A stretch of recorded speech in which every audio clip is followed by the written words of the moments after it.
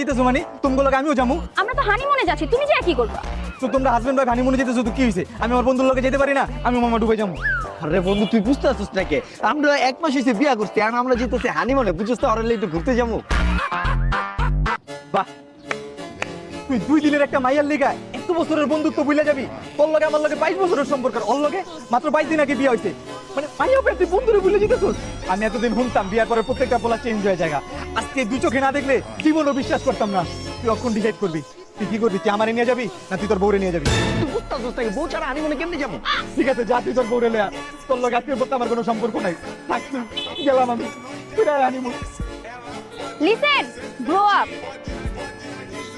আচ্ছা হুন, আচ্ছা মামা দেখ, এই যে এই প্লেসটা কিন্তু মাস্ট যাই, এই জায়গায় উঠো, বুঝছস? আগে যাই আমরা, তারপর। ঠিক আছে চলেন। Yes!